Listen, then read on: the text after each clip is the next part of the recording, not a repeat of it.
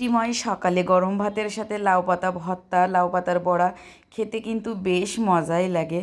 High সবাইকে, গতকাল একাদশী ছিল, আজ পারণ।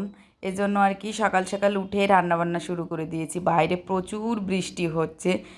যাই হোক, এখানে আমি মুগ ডালটা আগে প্রথমে ভেজে ধুয়ে আর কি কড়াইয়ের ভিতর দিয়ে দিয়েছি, আর সাথে লাউ দিয়েছি।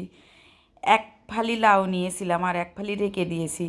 আর সাথে পরিমাণ মতো জল দিয়েছি, লবণ দিয়েছি, হলুদ দিয়েছি। দিয়ে আর কি লাউ আর ডালটা সিদ্ধ হওয়ার জন্য ঢেকে রেখে দেবো। আর অন্যদিকে আমি এই যে লাউ পাতার ভর্তা করব, আর সাথে লাউ পাতার আর কি বড়া তৈরি করব। এজন্য পাতাগুলো একটু ধুয়ে নেব। আর আমি এখানে গতকাল রাতে চাল ভিজিয়ে রাখছিলাম, আতপ চাউল, এই যে বড়া করব এজন্য।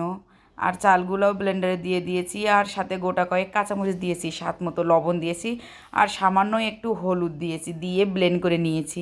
এই যে আমার ব্লেন্ড করা হয়ে গেছে। আর অন্যদিকে আমার আবার দেখি যে লাউ আর ডালটা সিদ্ধ হয়ে গেছে। আমি ফোড়ন দিয়ে নিয়েছি, শুকনা ঝাল, তেজপাতা আর জিরা দিয়েছি। আর স্বাদ মতো একটু চিনি দিয়েছি, যেহেতু নিরামিষ তরকারি চিনি দিলে বেশ ভালোই লাগে, আর চিনি না দিলে আমি খেতেই পারি না।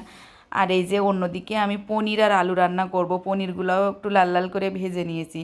আর এখন ওই তেলের ভিতরে আমি আলুগুলো একটু ভেজে নেব কিছু সময় ধরে।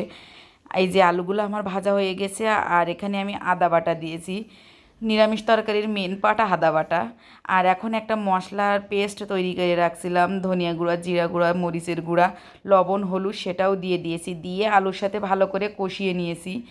আর এখন পরিমাণ মতো ঝোল দিয়েছি, ঝোলটা ফুটে উঠেছে। আমি ভেজে রাখা পনিরগুলো এর ভিতরে দিয়ে দিয়েছি। আর মানে মাঝে মাঝে এরকম নিরামিষ খেতে এত ভালো লাগে। আর নিরামিষে একটু বেশি মানে আইটেম হলে বেশ ভালোই লাগে খেতে। এই যে আমার এখানে সব তরকারিটা হয়ে গেছে। এখন নামানোর আগে শুধু একটু লবণটা চেক করেছিলাম, আর এখানে গরম মশলার গুঁড়া দিয়েছিলাম। আর এখন এই যে লাউয়ের পাতার বড়া করব।